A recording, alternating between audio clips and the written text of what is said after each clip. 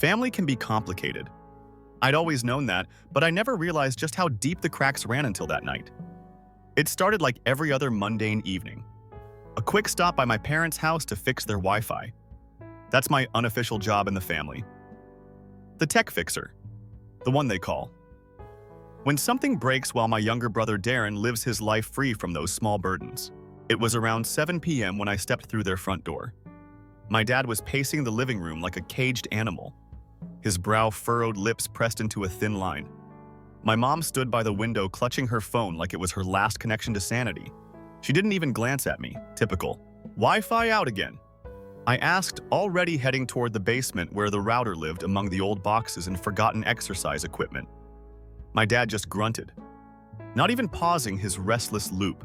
I took the stairs 2 at a time, grateful for the excuse to escape the tense silence upstairs. As I crouched beside the blinking router, I heard my parents' muffled voices filtering through the air vent. I've always had sharp ears, and years of overhearing their whispered conversations had trained me to catch every word. "He could be looking at serious time if this goes wrong," my mom whispered, her voice tight with fear.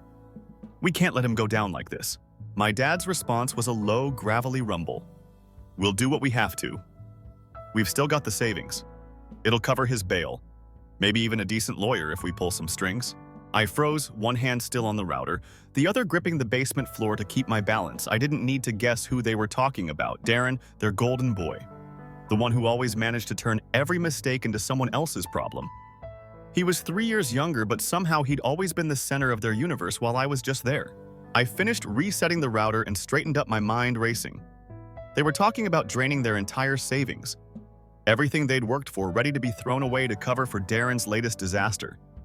I should have felt something, anger, maybe hurt, but all I felt was a hollow sense of inevitability. Of course they'd do this. Of course Darren would mess up, and of course they'd break themselves to save him. That's the script we'd all been handed, the roles we never got to choose. As I headed back upstairs, my dad intercepted me at the stairwell. His eyes didn't even meet mine. He just held out his phone. "Can you help me figure out this account transfer? I need to move some funds." I looked at the screen. It was an old savings account, one I knew they'd set up years ago as their emergency cushion. The account that was supposed to be their retirement safety net, their last line of defense. "You sure you want to do this?" I asked, my voice quieter than I intended. He just gave me a look, one that said he didn't have time for my questions. I handed the phone back, the screen reflecting my own blank stare for a second before he snatched it away. Without another word, I stepped past him, my pulse hammering in my ears. I reached the back door and stepped outside the cool night air, hitting my face like a slap. I leaned against the old wooden fence, staring at the same patch of grass I'd stared at as a kid. The same spot where I'd once played catch with my dad before Darren was born. Before everything shifted. I pulled my phone from my pocket, the screen lighting up, with a text from my best friend Emily. She'd sent a meme about chaotic family dynamics. I almost laughed at the timing, but the bitterness in my throat choked the sound off. I shoved the phone back in my pocket and took a deep breath. I needed to get out of my own head, but the words I'd overheard kept playing in a loop, echoing in the silence around me. I didn't stick around to say goodbye. I just walked to my car, pulled out of the driveway, and headed home. I didn't even notice the tears streaming down my face until I parked outside my apartment. That night, I lay awake, my mind spiraling through every moment I'd ever played second to Darren. Every forgotten birthday, every missed graduation.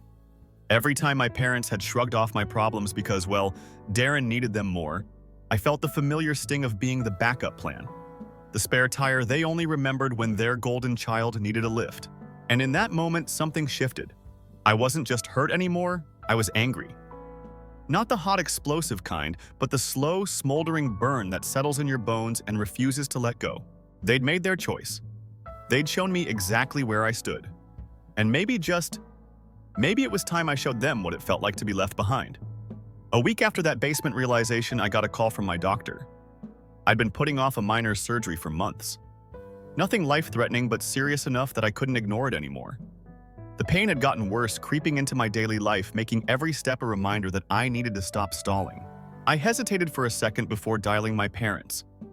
Stupid maybe, but some part of me still hoped they'd come through. Maybe for once I'd be the one they chose to save. The phone rang twice before my dad picked up. His voice was as flat as ever. "Yeah." I took a deep breath. Hey, I need a favor. Silence, not the warm waiting kind, but the cold expectant pause of someone already bracing to say no. I have to get this surgery. I continued, trying to keep my tone steady. I can't work for a while if I don't do it, and, well, I'm a bit short. Could you guys help me out? Just a loan? I'll pay it back. For a moment, I thought the line had dropped. But then I heard the faint sound of my mom in the background, probably standing a few feet away, eavesdropping like she always did. Finally, my dad spoke each word sharp and final. If one of you has to go, it's better you than him. I blinked, my breath catching in my throat. I opened my mouth to respond, to push back, to demand an explanation, but my mind was blank. In the background, I heard my mom's voice clear, and without hesitation, Darren's always been the priority. You know that? You're on your own. I squeezed my eyes shut, the room around me spinning as their words crashed into me, blunt and unforgiving. I managed to choke out, "Thanks for letting me know where I stand." My dad hung up without another word. I stared at my phone for a long moment, the call screen glowing with their names before it flickered back to my home screen. My reflection in the glass was blank hollow, a stranger staring back at me. I dropped the phone onto the couch beside me, leaning forward, my elbows digging into my knees as I tried to breathe. I wasn't even angry. Not yet, just numb. It felt like every disappointing moment in my life had coiled around me, tightening like a noose. Every forgotten birthday, every ignored achievement, every time they chose Darren over me, it all flooded back. I'd always known where I stood, but hearing it out loud like that, it hit different. I tried to distract myself, flipping through TV channels, scrolling aimlessly on my phone, but nothing stuck. My mind kept circling back to that call. Those words, "If one of you has to go, it's better you than him." I texted Emily, not sure what I even wanted to say. Maybe just to feel a little less alone. She replied quickly, her messages full of concern and half-baked justifications for my parents. Maybe they're just stressed. Maybe Darren's in real trouble this time. I tossed my phone onto the coffee table, watching it spin to a stop. It was always like this. I was always the backup, the one who fixed things, the one who stayed quiet, the one who didn't make a fuss. For a while, I just sat there, the quiet of my apartment pressing in on me, thick and suffocating. My thoughts swirled, a dark, endless loop of old grievances and fresh wounds. Eventually, I forced myself to my feet, pacing the tiny living room. The anger started to creep in. Then a slow, simmering heat that built in my chest, tightening my jaw and balling my hands into fists. They'd chosen him. Again. Without a second thought. Without a hint of regret. That night, I barely slept. I lay awake, staring at the cracks in my ceiling, the dim city lights casting shifting shadows across my walls. Memories flickered through my mind. Childhood soccer games, they never came to science fairs. They ignored birthdays marked by quick phone calls if I was lucky. I felt a bitterness bloom in my chest, spreading like wildfire. It wasn't just about the money, the surgery, or the words they'd thrown at me. It was about a lifetime of being second, of being less of, being the afterthought. They only remembered when they needed something. By morning, my exhaustion had hardened into something sharper. A resolve, a purpose. I wasn't going to play the backup plan anymore. If they'd decided I was disposable, then fine. I'd show them what that really meant. I picked up my phone, scrolling past missed texts from Emily, a couple of work emails, and a spam message from some unknown number. I opened my banking app, my eyes narrowing as I thought back to my dad's demand to help him transfer funds. They'd built their lives on the assumption that I'd always be there, the silent, reliable backup. Maybe it was time to remind them what life without a safety net felt like. I spent the next few days in a fog, running through every bitter memory I'd ever buried. Every time I'd dropped everything to help them, every ignored call unless they needed a favor, every forgotten birthday. I let it all rise to the surface, feeding the anger until it burned hot and sharp, clearing the numbness from my mind. They wanted to act like I was disposable. Fine. I'd make myself disappear from their lives one step at a time. The first thing I did was log into their old utility accounts. I'd helped set them up years ago when my parents first moved into their new place. Back then, they'd used my credit to secure better rates, my information to keep things running smoothly. I hadn't even thought twice about it, just assumed it was what family did for each other. That morning, I pulled every piece of my data off their accounts: electricity, water, gas. Even the Wi-Fi I'd fixed 1,000 times. I stripped my name, my card details, my contact information from all of it. It took a few frustrating hours on the phone, navigating hold music and barely trained customer service reps, But by lunchtime, I'd wiped myself from their financial lives. I took a deep breath as I ended the last call, my hands shaking slightly. It felt good, like I'd finally loosened the grip they'd had on me for so long. Next, I turned to their shared banking. My dad had never been great with technology, and over the years, he'd leaned on me to set up everything from online bill pay to automatic transfers. I logged in and canceled every auto draft connected to my accounts, cleared out the joint savings account they'd once asked me to link for emergencies, and switched the security settings so they couldn't just stroll back in without my help. They'd notice soon enough. Maybe when the lights flickered off or when the water bill came due without a backup card to cover it. I didn't bother texting or calling to warn them. They'd made their choice, I was just making mine. A few days later, I got a call from my mom. I almost didn't pick up my thumb hovering over the reject button before I sighed and let it connect. "Hey," I said, keeping my tone neutral. There was a long pause on the other end, a telltale sign that she was about to ask for something. Finally, she sighed, her voice tight and tired. "The water bill isn't going through, it says the account is invalid. Did you do something?" I felt a small, twisted smile tug at my lips. "Nope, maybe check with Dad. He's always been good at figuring that stuff out, right?" Another pause. I could almost hear her jaw clench. "We're having a hard time right now. You know that Darren's things are complicated." "Yeah, I got that impression," I replied, letting the silence stretch until she broke first. "Can you just fix it? I don't have time for this." I closed my eyes, forcing myself to stay calm. I'd promised myself I wouldn't fall back into old habits, wouldn't let them pull me back into their mess. "No, I can't figure it out." Before she could respond, I hung up, tossing my phone onto the couch beside me. It buzzed a few times, her name flashing on the screen, but I ignored it. That night, I deleted every family group chat I'd ever been roped into, removed myself from every shared Google Doc, every calendar invite, every lingering reminder that I'd once been their backup plan.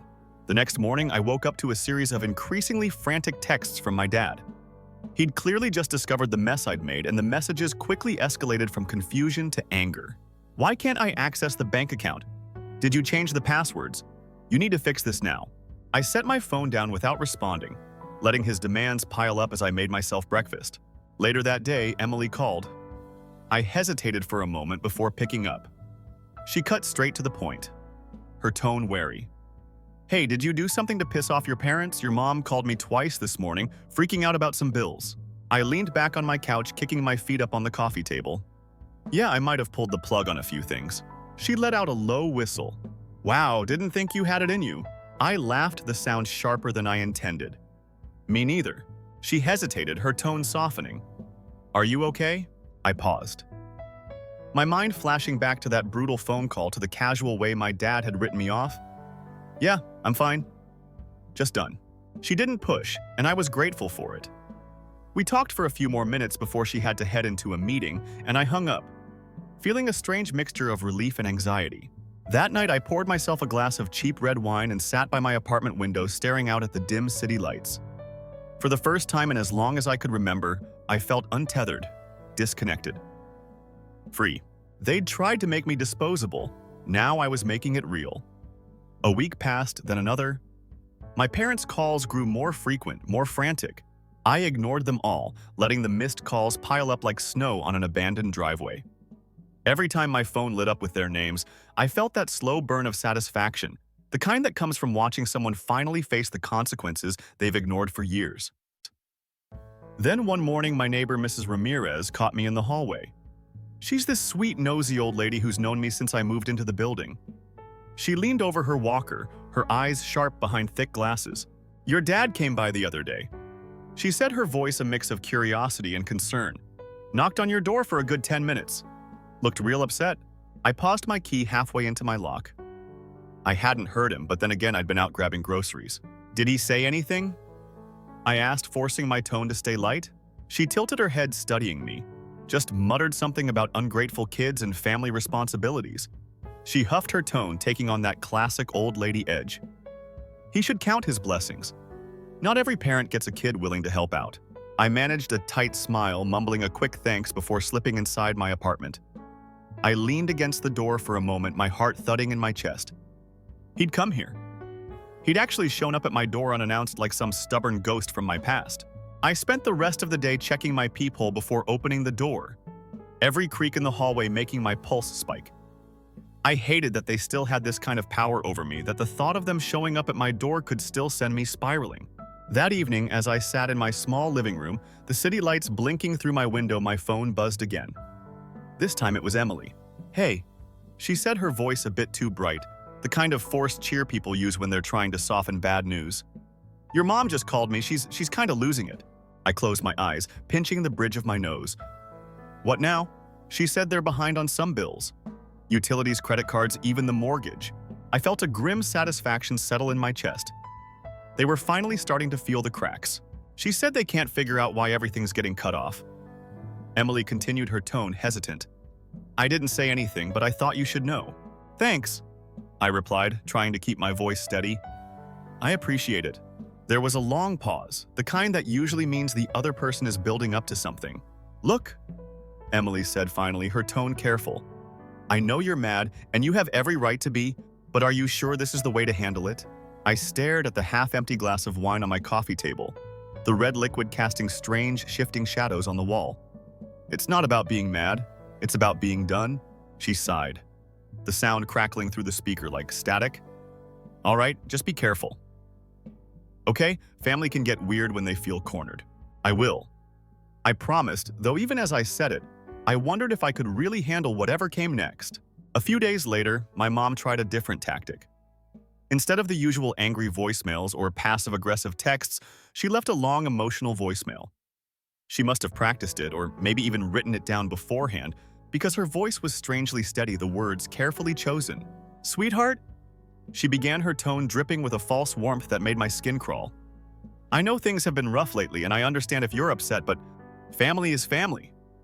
We've always taken care of each other even when it's hard. I know Darren's made mistakes, but he's still your brother and he needs us right now. Please just call me back. Let's talk this out." I deleted it without a second thought. The next morning, I woke up to a string of frantic messages from my dad. He'd gone full circle from angry and demanding to almost pleading.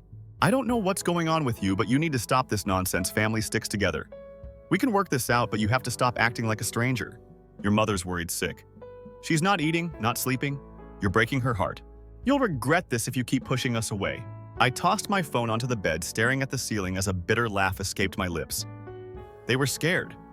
For the first time in my life, I had them scared. A part of me wanted to pick up the phone to call them back and unload every bitter pent-up thought I'd ever had, to scream at them, to demand they finally see me, to force them to admit the years of neglect and emotional bruises they'd piled onto me in their blind devotion to Darren. But I knew better. They wouldn't change, they never had, and they never would. So I took a deep breath, stood up, and deleted their messages without a second thought. That afternoon, I changed my phone number. Let them call the void. About a week after I changed my number, I got a call from an unknown number. I almost ignored it, but something told me to pick up. "Hey, it's Darren." I froze, the phone suddenly feeling heavier in my hand. I hadn't spoken to my brother in months, maybe longer. He always felt like more of a distant recurring problem than an actual sibling. I kept my tone flat. "What do you want?" He let out a shaky breath, the kind you only hear from someone who's been cornered, running out of options. "Mom and Dad said you cut them off." "What the hell, man?" I closed my eyes, a bitter smile creeping onto my lips. I just decided to stop being their personal tech support, free bank, and emotional punching bag. He huffed, the sound sharp and annoyed, like a bratty teenager being told to clean his room. "You're being dramatic. You know they need you. They're not good with this kind of stuff." I felt a sharp, hot anger flare up in my chest. "Yeah, and whose fault is that? Darren? Maybe if you weren't constantly dragging them into your messes, they'd have time to figure it out themselves." Silence. He wasn't used to me talking back, wasn't used to me pushing back at all. I could almost picture his stunned face, his mind struggling to process the fact that I wasn't just rolling over and playing the supportive older sibling anymore. "They said you took your name off everything," he said finally. His voice a bit less sure, a bit less cocky. "Yep," I replied, leaning back against my kitchen counter, my heart pounding in my ears. "Every bill, every account, every little thing they dumped on me over the years, I'm done." There was another long pause, then the line crackled as he took a deep, frustrated breath. "You're just making things harder for everyone. Mom's been crying for days, Dad's a wreck. You're acting like a selfish..." I cut him off, my voice sharp and cold. Don't you dare try to guilt me into cleaning up your mess again. You've had a lifetime of them bending over backward for you, throwing me to the side whenever you needed a bailout. I'm not playing that game anymore." He sputtered, clearly thrown off by my sudden backbone. "I'm not asking you to fix everything, just then figure it out yourself." I snapped, my grip tightening around the phone. I'm done being the second choice, the backup plan, the disposable one. If they care so much about you, they can lean on you for once. Before he could respond, I hung up. My heart racing. My hands shaking. I dropped the phone onto the counter and leaned forward. My breath coming in short, ragged bursts. For a long time, I just stood there staring at the cold, white tile of my kitchen floor. My mind replaying the conversation over and over. I half expected him to call back to keep pushing to demand I fall back in line like I always had. But he didn't. Instead, the next day I got a text from Emily. "Hey, your mom just called me again. She's really losing it. Said Darren's in some kind of trouble. She asked me to get you to call her." I let out a long, slow breath. My pulse slowly settling back to normal. I texted back a simple, "Thanks, but I'm out." She replied a few minutes later, a single sad face emoji. The days dragged by, each one a little quieter, a little freer. I started sleeping better, eating better, feeling a little less like I was constantly on the edge of a breakdown. Then a week later, there was a knock at my door. I froze, my heart leaping into my throat. I crept to the door, peeking through the tiny peephole. It was my dad. He looked older, more tired than I'd ever seen him. His shoulders slumped, his jaw clenched. He knocked again, harder this time, his fist rattling the cheap metal of my door. "Open up," he said, his voice a low, rough growl. "I know you're in there." I felt a cold, nauseating wave of dread wash over me, my hands clenching into fists. I thought about ignoring him, about just letting him stand there until he gave up and left, but something inside me snapped, sighed. I yanked the door open, stepping back as he stumbled forward, his eyes wild, his face twisted in a mixture of anger and desperation. "What the hell is wrong with you?" He barked, his voice echoing down the narrow hallway. "You're tearing this family apart." I felt my jaw tighten, my pulse quicken, but I forced myself to stay calm. I met his eyes, my voice cold and steady. "You did that?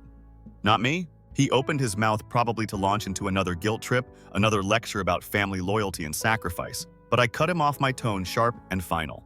"You made your choice a long time ago. You chose Darren. You made it clear where I stand, where I've always stood. I'm done. I'm out. You can figure it out on your own." For a moment, he just stood there, his mouth opening and closing like a fish gasping for air. Then, without another word, he turned and stormed down the hallway, his heavy footsteps echoing off the walls. I watched him go, my heart still racing, my hands still shaking, but for the first time in years, I felt free. I closed the door, leaned against it, and let out a long, shuddering breath. I was really out. After my dad's hallway ambush, I expected things to escalate quickly. I braced myself for the barrage of calls, the guilt-tripped texts, the desperate attempts to pull me back into their chaos. But days passed, then a week, and all I got was silence. At first it felt strange, like walking into a room where the furniture had been rearranged while you were gone. I kept expecting the other shoe to drop, for Darren to come banging on my door, or for my mom to ambush me at work, but nothing happened. Then one evening, I got an unexpected message from an old high school friend, Jess. We hadn't talked in years, but she'd always been the type to keep up with the small-town gossip. "Hey, I just saw your parents at the grocery store. They looked rough. Everything okay?" I stared at the message for a long moment, my mind swirling with a strange mix of satisfaction and guilt. I considered ignoring it, but then I typed back a short, simple reply. "Yeah, they're fine, just going through some stuff." I tossed my phone onto the couch, leaning back as a deep, weary sigh escaped my lips. This was what I'd wanted, wasn't it? To finally break free, to force them to stand on their own, to cut myself out of their twisted little family script. A few days later, I found myself scrolling through my old emails, clearing out the clutter, when I stumbled across a series of automatic payment confirmations from years ago. Water bills, electric bills, even a few old insurance premiums. My chest tightened as I realized just how much of my life I'd poured into keeping them afloat. How much of my own money I'd thrown away in the name of family loyalty. I felt a fresh wave of anger rise in my chest, sharp and bitter, but I pushed it down, reminding myself that I was done, that I'd finally broken free. Then, late one night, I got another text from Emily. "Hey, so your parents just called me again? They said they're thinking about selling the house." I blinked at the message, my mind struggling to process the words. I hadn't expected them to fall apart this quickly, hadn't really thought about the long-term consequences of pulling my support. I just wanted to be free to finally take back some control over my own life. I typed back a quick response. Not my problem. She replied a few minutes later, a hesitant, "You sure?" I didn't answer. The next morning, as I sat at my kitchen table staring at the gray light filtering through my window, my phone buzzed again. Another unknown number. I hesitated, my thumb hovering over the reject button, but then I took a deep breath and hit accept. Hello? For a moment, all I heard was the faint crackle of static. Then my mom's shaky, tear-soaked voice. "Please," she whispered, her voice breaking on the word, "just talk to us. We're sorry. We made mistakes, but we're still your parents." I closed my eyes, the familiar tightness in my chest returning. I could picture her sitting in the living room, clutching her phone like a lifeline, her face twisted in that same desperate, pleading expression I'd seen 1,000 times before. I forced myself to breathe, to stay calm, to keep my voice steady. "I'm sorry too. Sorry. It took me this long to realize I was better off without you." I could hear her breath hitch the faint, muffled sound of my dad's voice in the background, demanding to know what I was saying, what I was doing. "I'm done, Mom," I said, my voice stronger now, the words coming easier with every syllable. "I'm not your backup plan. I'm not your second choice. I'm not your punching bag. I'm done." Before she could respond, before I could second-guess myself, I hung up. My hands trembling, my heart racing. I set my phone down on the table, staring at it for a long moment, my mind swirling with a chaotic mix of regret, relief, and lingering anger. For a moment, I thought I might break down, that the weight of my decision would finally crash down on me, but instead I felt a strange, unfamiliar calm settle over me, like the slow, steady rise of the tide. I stood up, walked to my front door, and stepped out onto the small balcony overlooking the street below. The air was cool, the city lights bright and distant, the steady hum of traffic, a comforting, constant reminder that life moved on. That time didn't stop just because my world had shifted. I leaned against the railing, closed my eyes, and took a deep, steadying breath. I was free. Story 2. My own family did not just support my ex-wife after my divorce. They essentially took her place of mine. They informed me and invited her to Thanksgiving. "You performed a few songs, as long as you don't say anything. Additionally, avoid making one of your pitiful scenes." "Don't worry," I responded. "Eating with strangers is preferable to sitting with traitors." I made a single move 5 days later that completely blew everything up. Sobbing, my cousin called me. "Everything is disintegrating. Please assist us in fixing it. For that reason, I'm just going to post this here. To be honest, I'm still furious and would like to know whether I'm the only one who finds this crazy. Simply scroll if family drama bores you. You'll likely understand, though, if you've ever felt like your own family put you on mute. Steer clear of trash. BC. Really. I don't know whether anyone finds it. The peace has been maintained. For background, I was divorced about 1.5 years ago, which was terrible but not startling. Crew Opal. My ex. We were together for over 6 years. I won't sit here and blame her for everything. I mean, I can be a little direct. Maybe I overuse the sarcasm, but I'm not really into the whole "let's talk about feelings for hours" thing. Opal's problem was that she was constantly in need of approval from others. In an attempt to be the nice guy in every circumstance, she would practically twist herself into a pretzel. Marriage is a sign of equality then. It turns out that they are not a good fit. In any case, this is the strange part. Most individuals find it difficult when their family is broken up, but they still can't recall who their real biological relatives are. Not my gang. Specifically, my mom, Faith, and my cousin Tucker. Opal was taken in by them like if she were their own. Also my Aunt Lorraine, and I don't mean to imply that we're being polite to the children. We don't possess any. I'm the mailman, and she's just behaving like she's still one of them. It's crazy. It was the group chat that caught my attention first, as if I was the only one. Lorraine, my sister, Tammy, my mother, and Tucker. All of a sudden, there are Opals. All of them are sending pictures from this pointless pottery night. Additionally, I see Opal's mug before everyone else's. Nobody even inquires about my desire to go. Then I see my own cousin post a selfie with an Opal tag, and everyone comments on it like she's the fun aunt, and I think, oh, we're having a pumpkin patch day. My phone is now lit up, but only because I can read all of their texts. I assume that no one is speaking to me in BC. In any case, perhaps they are only being courteous. Perhaps they find it awkward as well. NGL. I started turning off the chat since it was annoying me every time I watched them all interacting with her as if nothing had occurred. Approximately 2 weeks before to Thanksgiving, my mother is calling me. She is speaking in a serious tone as if she were about to inform me that someone has passed away or something. I simply ask, "What's up?" She then goes on to talk about how stressful things had been. Additionally, she wants Thanksgiving to be drama-free. In fact, she says, "You are welcome, but only provided you don't say anything. And please refrain from pulling one of your pitiful scenes. Since July, I haven't even seen these folks, which scenes?" "So why would I be the issue here?" I ask. "Well, you know how you get," she adds. Arguments are inevitable. Opal only desires tranquility. I chuckle and inquire, "So Opal is coming then?" She responds by saying that she is obviously family and that she has been a huge help to all of us. How can I get support? My mother becomes very defensive and begins to babble about how Opal has been helping her out around the home and being there for her when she wanted to vent about me not calling enough, among other things.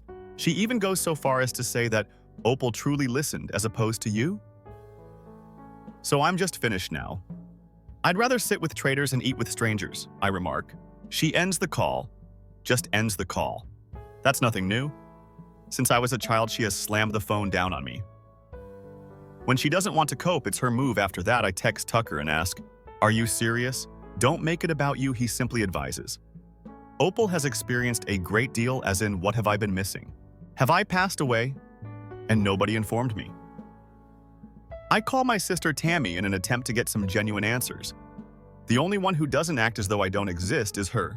She hardly participates though, since she's so over it. "Look, Opal is just a pleasure to be around," she explains. She assists and bakes. She gives everyone the impression that they are not being overly cautious. "You know how Mom is," she says. "You clash all the time." She enjoys hearing confirmation that she is correct. "You didn't do that?" "Opal does," Tammy responds. "I don't know." When I ask if she thinks I should just roll over, perhaps just don't come? Give them some peace, like being ill regards. So I just kind of IDK existing for the next few days. I keep getting group chat notifications. Opal's making pies. Opal's helping Lorraine with her garden. Opal's teaching my mom how to use her new phone. Like, I'm not even mad at Opal. She's just doing what she always does, which is get everyone on her side by being helpful and sweet and letting everyone dump their problems on her. My family, though, that's another story. I think the reason they side with her is honestly because she's just easy for them. She never calls anyone out. She never pushes back. She'll literally listen to a 2-hour rant about how Tucker's ex stole his air fryer and she'll make him banana bread. Meanwhile, I push back when my mom says something out of line. I tell Tucker to stop whining. I don't pretend everything's fine when it's not. So yeah, I guess I'm difficult, but at least I'm not fake, so Thanksgiving comes around and I'm sitting there in my apartment scrolling through my phone and I get a snap from Lorraine table all set up right at the center, holding my mom's hand. Everyone's smiling. I see my own spot at the table, empty. It's not even subtle. I get it now, I'm not family and fine. If they want to pick Opal over me, that's on them, but I'm not just going to take it. I'm not going to sit here and let them act like I don't exist or like I'm some villain in my own life. So I start making a list in my notes app, just writing down every time Opals are home. Helped my family with something that used to be my job. Every time they ask her to do something, I used to do every time my mom lets her handle stuff that's supposed to be family. Only.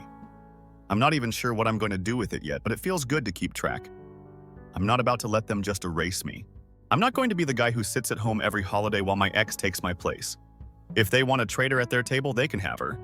But they're not getting both of us, so yeah, that's where I'm at. Not sure what my next move is yet, but I'm done being the nice guy. If anyone's got advice, drop it, BK. I'm not going to just sit here and watch my family get played. Not now. Next, it's probably going to get ugly, but TBH, I'm ready for it. One update. So after that Thanksgiving mess, I started noticing stuff. I guess I'd been ignoring. Like stuff that didn't even fully click until I was sitting there scrolling and realizing I'd basically been scrubbed out of my family's life. And Opal got my invite. I mean, I'm not talking about just the holiday, I mean everything.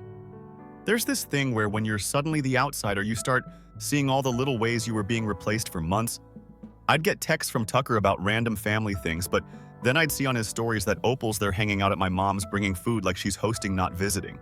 She's got her own mug at my mom's house that's new. She never even drank coffee when we were together. My cousin straight up posted a video of Opal showing Lorraine how to set up some TV thing. Like she lives there, my aunt's got her on speed dial now. It's always Opal. So helpful. Opal's got the best ideas, Opal. This Opal that? Like I'm not even a footnote. I asked Tucker what the deal was with that, and he just says it's not that deep, man. Opal's simply good at computer stuff. You know? Mom's hopeless with remotes? Yeah, certainly. But she also never phoned me for aid after the divorce. I suppose I'm not useful anymore. Then there was this incident with the cabin. So my grandma left this home upstate to the family, right? Not only my family, but it's split between myself, Tucker, and Tammy. For years, I was always the one handling the bills and upkeep. Not that, nobody said thanks. So I go check the group chat for the cabin after ignoring it for a bit, and it's all Opal's arranging a summer getaway. Opal's obtained bids for repairs. Opal is talking about making it more friendly. I click back and find my name's not even in the debate over who gets to utilize the apartment for July. No one even pings me for the vote, even though I co-own it. Dude, what's up with the cabin? I text Tucker. He simply dismisses it. Opal's claims to be assisting. Her plans are more popular with everyone. In any case, you're too busy. When I contacted Tammy about it, she responded, "Yeah, I tried to say you should be included, but Mom and Lorraine said it's just easier with Opal. You know how it is." She says, "Mom claims that scheduling with you is always challenging. Opal simply handles things." Tammy only sighs and responds, "I know, but I'm tired of fighting about it," when I remind her that the deed really bears my name. She doesn't even support me, just refuses to deal. I began to inquire around, but nobody really had a direct response. Opal's been such a blessing. Lorraine simply states, "She is keeping the family together, and for that you should be thankful." According to my mother, things may be different if you simply showed up more often. When I bring up the fact that you brought my ex to Thanksgiving and instructed me to be silent, she just shifts the topic. Claims that I have to make things about myself all the time. It's really crazy. Since Opal never says no, I understand that she's easy for them. She constantly gets small presents bakes and does the whole, "Oh, let me help you act like she did this with my friends too" thing. She consistently made herself the person who everyone save my family wanted to invite. I suppose I simply assumed people would remember who I am, but they like simplicity. Not truthful. Then I saw something that really irritated me. As a result, my mother frequently requested me to assist her with her expenditures, such as online purchases, autopay, setup, and so on. I continued to do it for a bit after the divorce, but then she said Opal had everything under control. Tucker has now informed me that Opal has gained access to my mother's accounts. I used to do things like handle passwords in detail. I ask my mother, "Are you serious? You're now giving your money to my ex?" All she says is that Opal is reliable. "You are constantly so pessimistic." She gives me a sense of control. "That's a terrible idea," I tell her. She simply lashes out at me, says, "I can come over and help if I'm really worried, but only if I can be nice for a while." I began making a point of retaining receipts, both physically and figuratively, after telling her that I'm not playing that game. I have all of the notes and screenshots. Every time Opal calls regarding the cottage, she mentions helping out with family matters. I'm never even informed of the plans she makes with my family. Even Opal's actions don't make me angry. I'm upset with my family for allowing it to occur. Even if I'm not perfect, I never imagined that they would just remove me in order to have someone who would never disagree with them. Lorraine then sends me a direct message asking if I can approve some papers for the cottage. "What paperwork?" I ask. She gives me this document which reads, "We need your information to help everyone set up new auto pay for utilities." I inquire as to why Lorraine seems protective when Opal handles the money. It's true that she's the only one keeping up. "You're late all the time, you don't respond. You're too occupied." I genuinely pay my share each year, I say. "Nobody once mentioned that it was late." "Well, Opal will take care of it," she responds. "Just sign now." When I get at her apartment to speak, she lashes out, accuses me of creating drama, and slams the door when I tell her I won't sign anything until I've seen it. After saying, "Just sign it," Tucker texts me, "Quit making things difficult." It seems to be everywhere now. Opal is involved in something that I used to do. Every family gathering, every group chat, every stupid Christmas email. She is present. I'm not. I even asked my mother if I may stop over and discuss the cabin-related matters. "Only if you're not going to argue," she says. In any case, Opal is coming over to assist me with my taxes. I simply hung up. That's all. Really. I'm not doing this.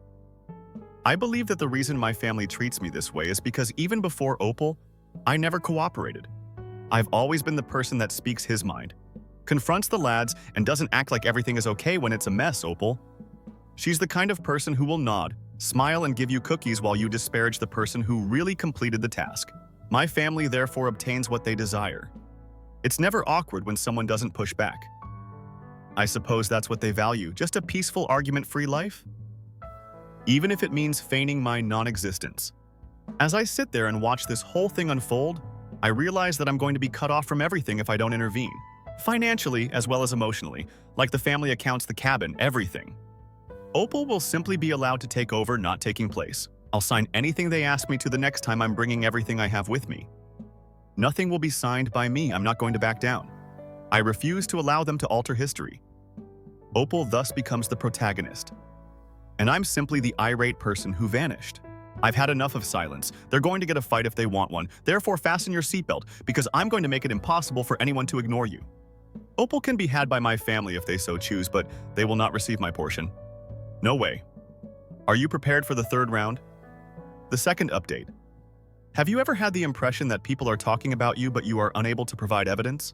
I am not referring to paranoia, just these tangential feelings. Your family next year, for example. The strange ex-brother. Unless it's for money, no one wants to text. I became aware of the content that was not posted. Not only what did, for example, Tucker often sends me a joke about being the forgotten son. Yet he's always with Opal and not me in group photos. Opal is holding a pie in Lorraine's Facebook post about being thankful for new traditions, and it's my grandma's recipe, the one she vowed never to share. Crazy. I thus made the decision to enter via the front entrance without waiting for them to be pleasant. I organized a family gathering. But not literally, I sent texts to every member of the previous group conversation. Opal, who is not there, stated that we must discuss the cabin, the money, and all other matters, Tammy says. If this isn't just another argument, I'll come. Tucker isn't acting like my circus. However, I inform him that it is, simply put, you'd rather not get your hands filthy, Opal can manage it. Lorraine attempts to delay. No, this is for those who genuinely possess stuff. I say I'm left on read by her. I inform them that I will be bringing all of my documents. Please show me the receipts. What ideas do you all have for the cabin and the accounts? Tammy arrives very irritated. Tucker is running late. Lorraine is behaving as though she is in a dental office. Everything is printed out for me, stacked folders. Not that I'm playing around. I begin by outlining the fundamentals. Look, I say, the cabin is not Opal's. She is not eligible to vote. She is not allowed to transfer funds. I show them the group conversations in which she is planning without my presence. The emails in which she is coordinating with the electricity provider. She's informing folks in the screenshots. I have no interest in the family. Every time I pay my part or am excluded from a decision, I show them. You'll need my signature, I say, if you wish to alter the way things operate. And until I'm respected, I won't sign anything. You're overreacting, yells Lorraine, is just assisting since you're never present? You treat me more like a problem than a person, so I tell her I'm not around.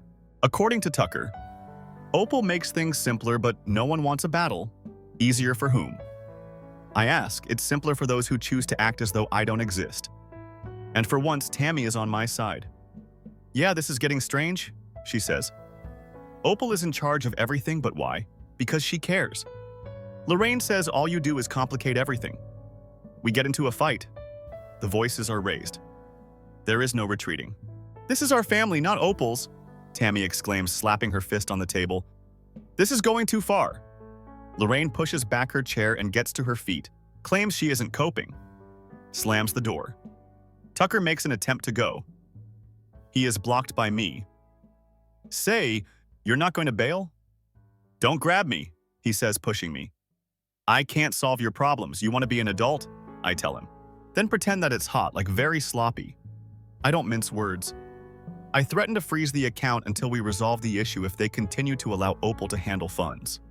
The cabin is co-owned by me. I am protected by the law. And if you believe that I'm kidding, give me a try? Tucker laughs, claims that you wouldn't treat us badly. You've already let me down, I say. What is the difference then? The group conversation with Opal is then displayed as Tammy takes out her phone. Cruz is too irate according to all these communications, so let's just move on without him. I was completely unaware of this one. I didn't want to interfere, but this is getting out of hand. She adds. I glance at Tucker.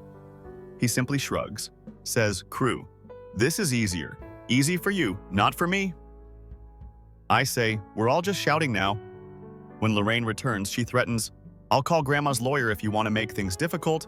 Check to see how you like it. Do it, I tell her. I will send all of my possessions. Can we just establish rules? Asks Tammy. Could we simply agree? Does Opal not receive a vote? Tucker gives me a look and asks, Okay, what do you want? Please stop acting like I'm dead. I say, she is your new brother too.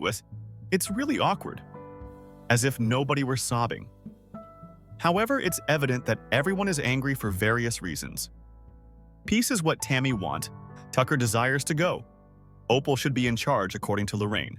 I want my life back.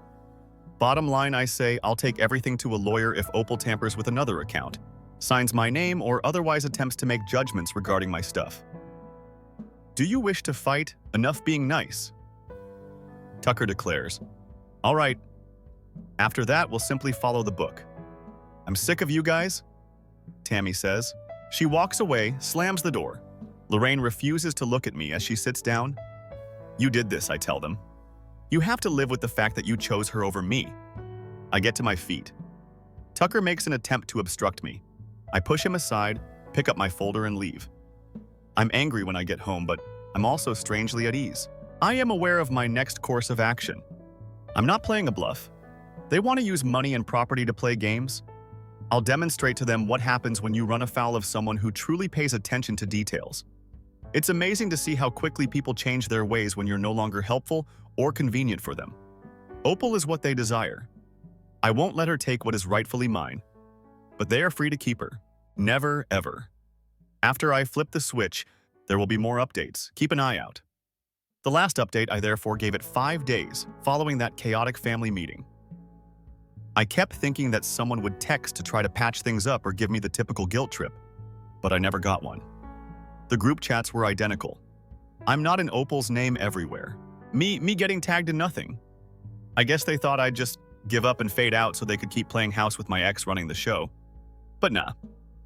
Not taking place, I started with the cabin. I pulled up all the doc's deed bills, the co-owner agreement Grandma typed up. Back in the day.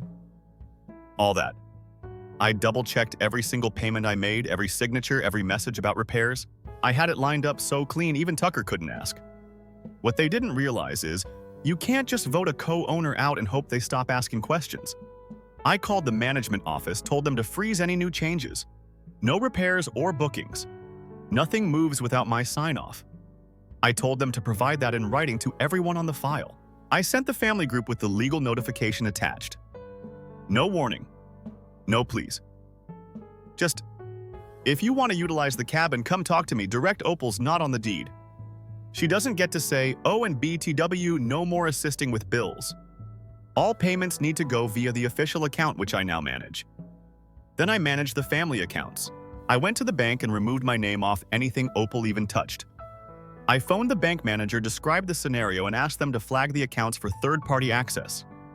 They stated they wanted a written request, so I dropped it off the same day. Mom texted me later. Furious that her internet banking wasn't working the way Opal put it up. For once, speak to your own son. I said, not the daughter-in-law of your ex. She ended the call. I emailed Tammy, explained what I was doing and why, and advised her to speak with me if she wanted her portion of the cabin. Neither through Opal nor through Lorraine. She simply replied in writing. To be honest, I understand. I'm also sick of this. In an attempt to debate, Tucker called and said that I was penalizing everyone for not taking sides. You've already chosen, I said. When it comes to money or property, I'm just making sure you can't act as though I'm not present. Lorraine yelled at me over the phone, wondering how I could harm family members. I refused to back down from her attempts to guilt me over Grandma's desires. I was being vindictive, she said. No, I'm just enforcing what's actually legal, I said. The phone was slammed down by her. I had to laugh when I saw her post later that evening about how some people never grow up. Opal tried to call me first time in months. I let it ring out. She texted, said, "Can we talk? This is hurting people." I didn't respond. She sent another, said, "I'm just trying to help. Why are you making it so hard?" I blocked her. The fallout was fast. Tucker began sending me messages within 2 days. Initially, I was furious. Then it's just desperate. The cabin trip is ruined, he said. Mom is freaking out. Lorraine is blaming everyone. Opal's crying. Nobody knows what to do. He said, "Can you please just fix it?" Everything is disintegrating, I told him. I warned you. You made your choice. I'm not coming to the rescue. I'm just making sure no one erases me out of my own life. Then Tammy called. She said, "Did you really freeze the accounts?" I said, "Yeah, I did." She said, "Honestly, I'm relieved. It's been messed up for months. They just let Opal do whatever because no one wants to deal with Mom and Lorraine. I told her if she wants to do things right, come to me. We'll figure out a system that doesn't involve random people running our stuff." She said she would. That's all I wanted the next weekend. I went for a run pass. My mom's place. Her car was there. Opal's wasn't. Lorraine's car was gone too. I didn't go in. I just kept going. Sometimes you got to let people deal with the mess they made. I'm not fixing it for you. I know people reading this are probably thinking, wow, harsh, but for if you let people treat you like you're disposable, they'll do it forever. My family wanted easy. Now they get hard mode. Opal wanted to play replacement. Now she's out of the game. I didn't break any laws, I didn't yell or threaten. I just used the facts and the rights I already had. You want to erase me? All right. But you're not getting my stuff or my silence thus. Yes, guess I burnt the bridge. But TBH, it was already on fire. I just made sure nobody could walk back over it without asking first. No clue what the next holiday will look like. Don't really care? I got my life back and I'm not sharing it with traitors.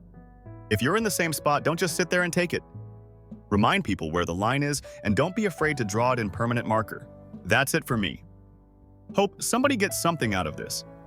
Even if it's just the idea that you don't have to let people walk all over you for the sake of family.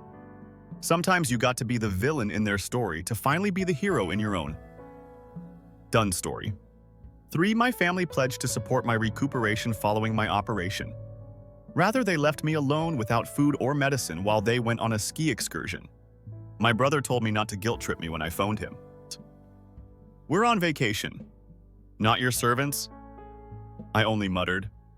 I appreciate you revealing your true self to me. They were surprised by the choice I made 2 weeks later. I was inundated with 32 texts. Talk to us, please. We're pleading. All right.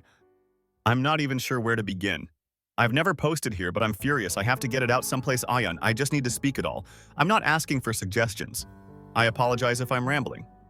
Although everything occurred during the previous several days, the strange atmosphere actually began earlier. My left knee had surgery as a result. Nothing unusual. Real healing time as opposed to near-death experiences. I am unable to walk at this time and capable of driving.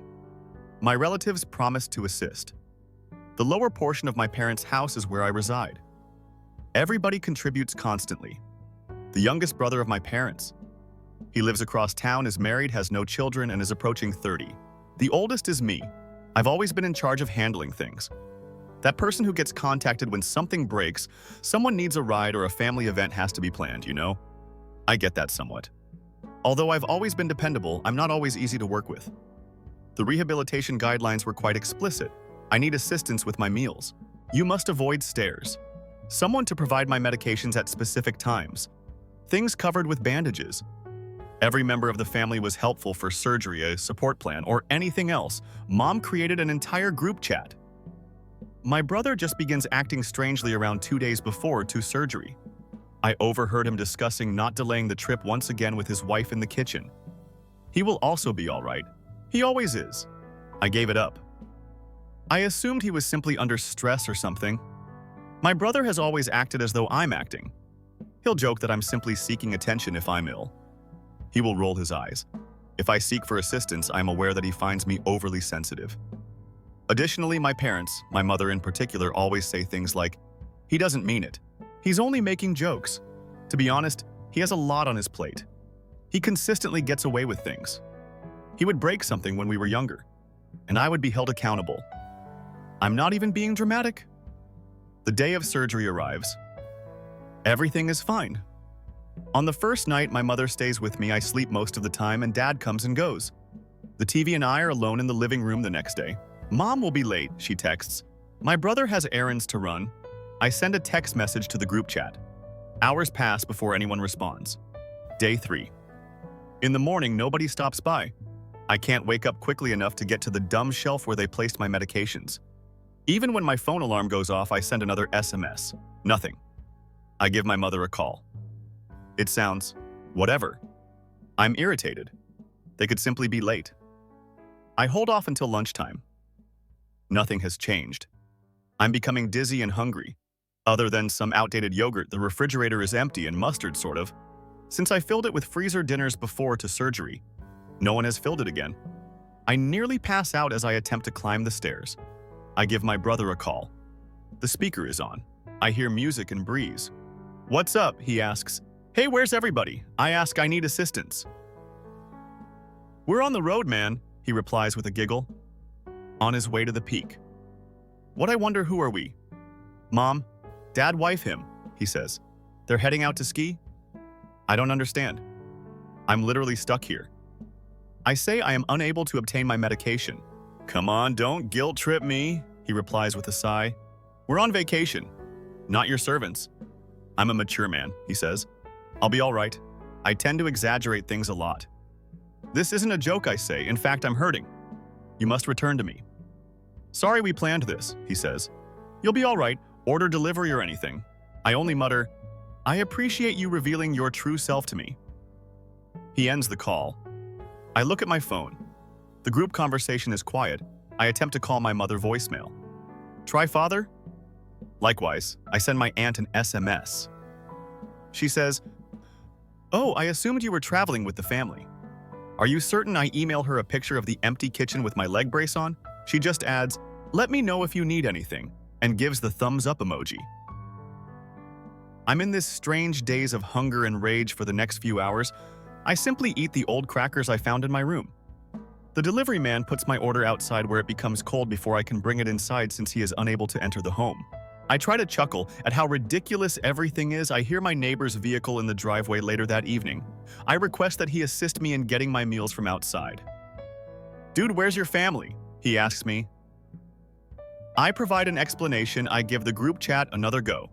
Nothing on her story. My brother's wife shares a selfie. They're all wearing ski gear. Huge grins. My parents are seen in the distance.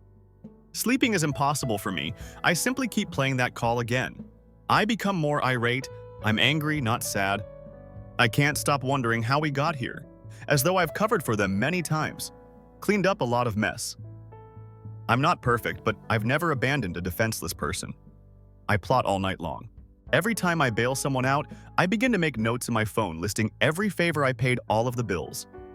Each time my brother crashed at my house or took my car, I begin to consider the economics of the family group and how everything is interconnected. I'm not going to sit here and eat crackers, but I'm also not saying I'm going to do something crazy or against the law. An apology is not something I'm waiting for. They're not listening if they believe this is over. All I have is a lot of receipts and time. I'm done being the family's fallback option, but I'm not even sure what the next step is. In any case, thank you for reading this far. I'll provide an update if anything occurs. I'm simply mad and creating lists right now, though. I'm not going to overlook this if anyone has advice on how to exact retribution without breaking the law. Not now. One update. I'm back then. I suppose I didn't think my last post would be read or taken seriously, but I'm glad you guys let me rant. I'm still living here. My knee is still jacked up. Other than the neighbor. That one occasion, no one has yet to appear in person. I've been here for a whole week now, eating microwave noodles and receiving shit every day since the ski trip. The strangest thing is how silent everything has been. The group chat is a cemetery in addition to the home, which is excessively silent. Not even a meme. After my brother hung up on me, nobody said, "Someone should at least appear to care and check in."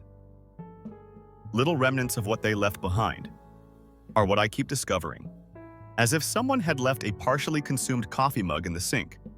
Winter clothes have been left at the door. I took another look at the refrigerator. Still empty, but for some hardened cheese and the same old mustard. Even though I know there is nothing in the refrigerator, I keep opening it in the hopes of finding anything. To stay on top of things, I started compiling a record of missed medications on my phone. All day long, my alarms are going off to avoid having to risk the stairs. I attempted to move some items downstairs, but it's rather difficult. Once I slipped. It was a strange sliding against the wall, not a fall. However, it frightened me. I made another attempt to text my aunt. "Are you sure they left you like that?" she asks. "Perhaps you didn't understand." "Come over and see for yourself," I urged. "I'm too busy." She simply says, "I thought my cousin might stop by, so I called him." Dude, I don't want to interfere with your relationship with your brother. You two fight over stupid things all the time. It's not a fight, I said. All I need is food. Why don't you have your groceries delivered? He asked. I did nothing to help bring it in. I said, I don't know, man, that's awful. He says, since I am literally unable to carry bags, I start ordering everything in small quantities, such as one meal at a time. I'm spending far more than I ought to. I won't lie. I'm mad at myself for not being more prepared, but I didn't anticipate their departure. A picture of my brother's wife's new ski boots was shared on social media. My mother wrote a very proud remark beneath a picture of my brother standing atop a hill. Not even a like on my post about the surgery, which means nothing to me. I began recording things, taking pictures of the kitchen, the empty house, and the medications that had been forgotten. I keep track of all the times I've assisted them in a spreadsheet paid for items. Things were fixed, helped them out when they were in financial need. Even though I have no idea what I'll do with it, having everything in one place is helpful. The thing that's driving me crazy is how everyone acts as though this is the norm. I've always been treated like I'm exaggerating by my brother, like I'm just sensitive. I get it. He's the favorite. He's always gotten away with stuff because my parents think he works hard or whatever. I guess they think I'll always just handle things no matter how bad it gets. I was on video call with my mom's friend. She checks in sometimes. She's cool, she said. Are you sure you're not just being dramatic? Maybe they thought you'd be fine, I said. I literally cannot get food. I missed meds. I can't make it up the stairs. She changed the subject to her dog. I get it. Nobody wants to believe a family can be that cool. I wouldn't have believed it myself a few years ago, but here we are. One night, I heard someone at the door. I thought maybe it was one of them, but it was just the neighbor again. He was taking out the trash and heard my TV. He asked if I was okay, and I just said, yeah. Everything is fine. I'm not all good, though. I'm pissed. I started thinking about all the ways they depend on me. Family chat. I set it up. I'm the one who keeps track of the bills. The shared stuff for the house, the group Netflix. I'm the one who calls the plumber when something leaks, the one who mows the yard when dad can't. I'm the reliable son. I thought about what would happen if I just didn't do any of that anymore. What if I left the group chat? What if I stopped paying the bills, stopped organizing the family stuff, stopped fixing things? What if I took my name off the account? So yeah, I started making a list. Every account I manage, every shared bill. I pay every favor I've done in the last year. Every time my brother borrowed money and forgot to pay back. Every time my parents called me to fix something and I dropped everything to help. I messaged my brother. I said, I hope you're having fun, he said. Maybe you should learn to be more independent. I didn't even reply. My mom finally texted 2 days ago. She says we'll be back soon. Hope you're okay, sweetie. No apology? I didn't bother responding. I'm not going to yell or slam doors or start a fight. I'm just done. I'm going to make sure they feel it, though. The thing is, I know exactly how to get to them. Hit them where it stings. Not by yelling, but by pulling my weight out from under them. So, next steps. I'm moving my stuff out of the shared spaces. I'm changing the passwords to anything with my name on it. I'm taking my name off the bills. I'm letting the group chat die. I'm not going to their next family dinner, even if they beg. I'm not going to be the one who makes it all okay this time. I don't know. I guess I just needed to say it out loud. This story isn't over. I think they actually believe nothing's changed. But I'm done playing the bad guy for standing up for myself anyway. If you've ever had family treat you like a free ride, you probably get it. I'll update again if they ever bother to show here or understand what they've done. I'm not waiting on it, though. I've got other plans. Update 2. So yes, I warned y'all last time I was done playing the backup plan. I was honestly waiting to see whether anyone in my family would even notice the change. But what's remarkable is how long it took for the first ripple to impact, I guess. When you're the one who quietly keeps things operating. No one really notices until something really begins breaking down. The first true indication was so trivial, yet it made me giggle. My brother texted me asking for the code to the family's storage unit. This isn't some random storage stuff. This is where everyone dumps their winter clothes, old books, even the ski things. I say, he says, "Could you please send the code?" I merely said that I was unavailable. After 3 question marks, he doesn't say anything. My mother texts me the next day to inquire as to why the house insurance auto-pay rejected. I inform her that I removed my name from the account. She says you'll have to do it yourself. I told you that you couldn't just do that without telling us I'm here because you left me. I'm no longer in charge of you. My dad, who seldom ever texts unless he needs something mended, starts sending me more messages. "This isn't like you," he says. "Yes, it is now," I reply. "I am no longer seeking drama, but I am also no longer carrying everyone. I canceled all of the regular payments associated with the house that was in my name by going via my bank Wi-Fi and utilities. Even the garbage collection service, I kindly informed everyone using the shared email address that they would have to set everything up independently if they wanted to keep things working. Simply facts, not a drama. My brother will be the most irate, I'm sure of it. Although he has always pretended that I am theatrical. He is content to rely on me for everything. He has a strange grudge against me for being the weak one. Yet all of a sudden he only contacts me when he needs a loan or a lift. I just stopped responding to his texts and didn't read them. The most embarrassing moment, to be honest, was when my parents returned from their vacation. Upstairs, I could hear them fighting and smashing doors, without knocking. My mother unlocked the basement door and strode down the hallway. Not even a hello from her, I just got started. "Why are you behaving this way? We are related. You can't just abandon us." After surgery, I remarked, "You left me here by yourself?" "It was bad timing," she stated. "The vacation was organized long ago by your brother. We assumed you would be all right. You didn't care when I told you that I wasn't all right." "I was being childish," she remarked. I informed her that I was no longer your safety net. She stomped back up and shut the door. I think my brother wanted to shout in person, which is why he came that weekend. He opened the door and began, "This is being exaggerated by you. Do you want us to plead with you?" I said, "For once, I want you to clean up your own mess." I shoved him away after he got in my face, although he made an effort to appear intimidating. He is really just talk. "You're ruining the family," he said. "Mom is not happy. Dad is furious." "Perhaps you ought to have considered that before you left me here," I added. He stormed out after calling me a jerk. In the meantime, things began to accumulate. Unpaid mail and bills are piling up.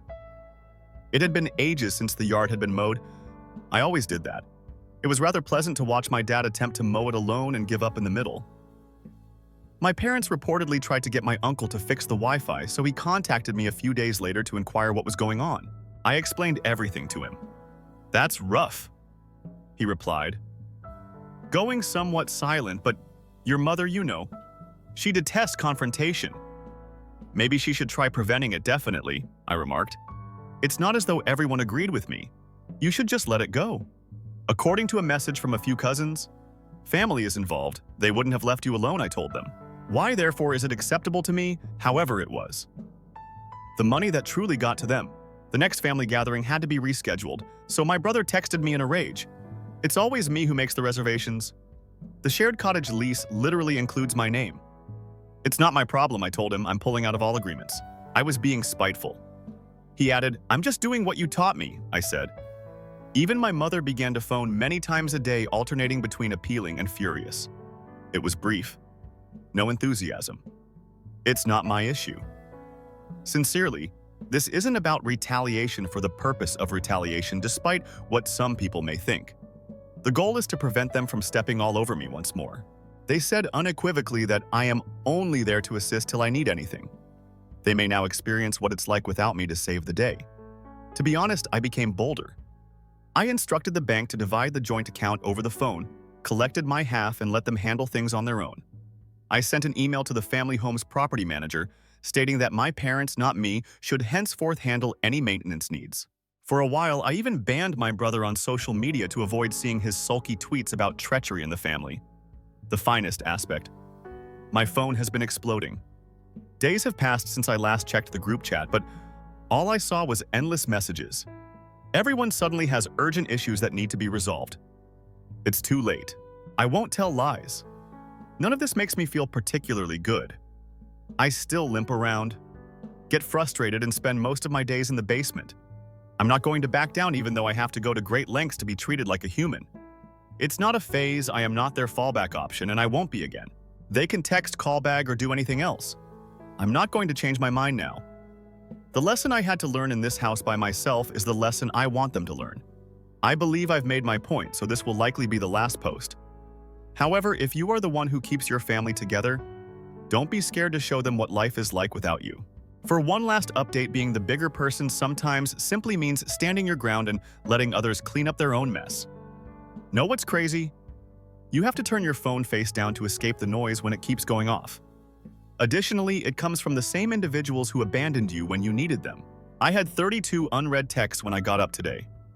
To be petty, I counted all caps, it's all guilt, it's all pleading. Talk to us, please, pick up, please, don't do this, please. However, I was a ghost in my own home 2 weeks ago. Though not to this extent, I suppose I expected it would blow out someday. I assumed they would become irritated. Start a drama, perhaps. However, this was a whole other level. I have been removing myself from everything for the past 2 weeks. Bills will no longer be paid. No more fixing stuff, no longer being the backup plan. I removed everything I had from the communal areas. I removed my name from as many accounts as I could. I instructed the property manager to forward all correspondence to them. I even placed the extra keys on the kitchen counter after placing them in an envelope. I didn't glance back, but I also didn't slam the door. It's funny, since the first few days were just quiet. My folks pretended nothing had occurred when they got home, as if we hadn't just had it out. My brother texted me about a stupid meme. I hope you're getting enough sleep, my mother said in her voicemail. If you need anything, let us know. I just removed it. I noticed that the yard was piled high with rubbish. A mess. The mail on the porch getting wet. And I didn't do anything for once. Then I heard my parents arguing over the bills upstairs. Mom was certain I had simply neglected to make the payment. My dad was whispering to me that this is what occurs when individuals get very at ease. My brother made an effort to appear unconcerned. Once I didn't answer, he walked over and rapped on the door. After calling me 3 times in a succession.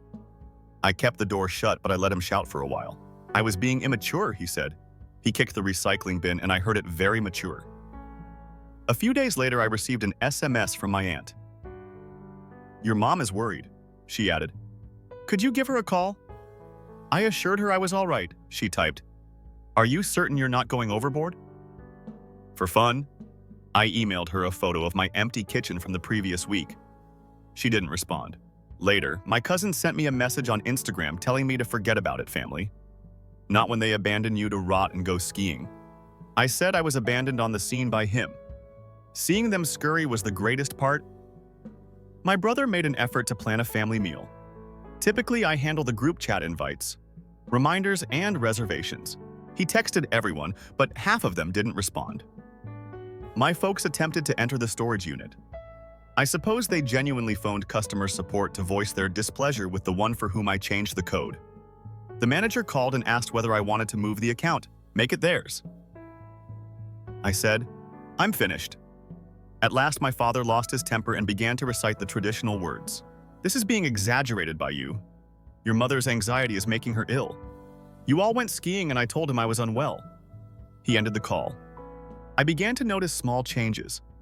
My mom phoned me because she was having trouble with the online bill pay. I said that I no longer use those accounts? Asked my father. I was being harsh. She said, I'm just taking care of myself as you instructed. I said. The phone was slammed down by her. Last week. I ran into my brother at the grocery. Extremely awkward. He made an attempt at humor. Are you now ignoring the entire family? I simply remarked, glancing at him. You claim not to be my servant. I suppose you don't require my assistance in any way. He attempted to dismiss it with a joke, but I left. The group conversation was the last straw. All that's left is a wall of texts. I'm getting spam from my brother, mom, dad, and even my aunt.